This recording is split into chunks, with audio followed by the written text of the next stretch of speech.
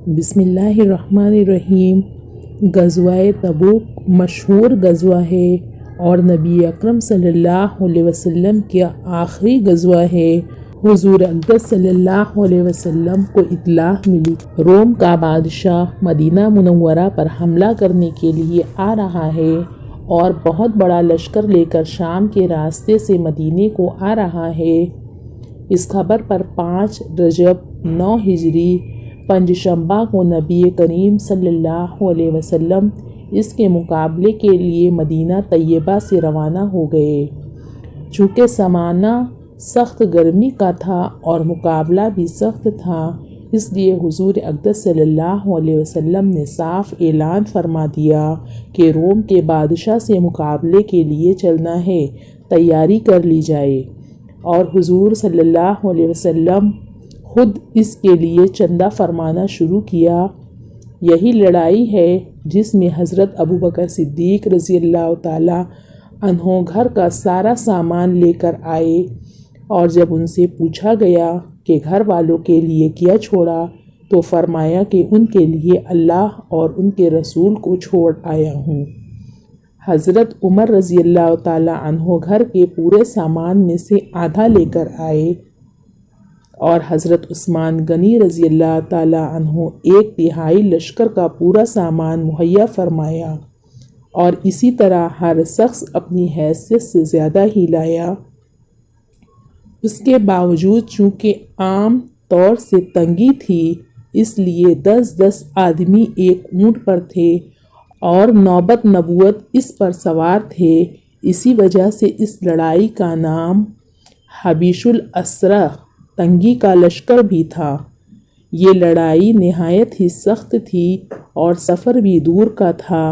اور موسم بھی اس قدر سخت تھا کہ گرمی کی انتہا نہیں تھی، اور اس کے ساتھ ہی مدینہ طیبہ میں کھجور کے پکنے کا زمانہ زور پر تھا۔ سارے باغ بالکل پکے ہوئے کھڑے تھے، اور کھجور ہی پر مدینہ طیبہ والوں کی زندگی کا زیادہ دار و مدار تھا، اور سال بھر کی روزی کے جمع کرنے کا گویا یہی زمانہ تھا۔ ان حالات میں یہ وقت مسلمانوں کے لیے نہایت سخت امتحان کا تھا کہ ادھر اللہ کا خوف، حضور صلی اللہ علیہ وسلم کا ارشاد جس کی وجہ سے بغیر جائے نہ بنتی تھی، اور دوسری جانب یہ ساری دقتیں کہ ہر دقت مستقل روک تھی، بالخصوص سال بھر کی محنت اور پکے پکائے درختوں کاریوں بے یار و مددگار چھوڑ جانا جتنا مشکل تھا وہ ظاہر ہے، مگر ان سب کے باوجود اللہ کا خوف ان حضرات پر غالب تھا۔ اس لیے بجز منافقین اور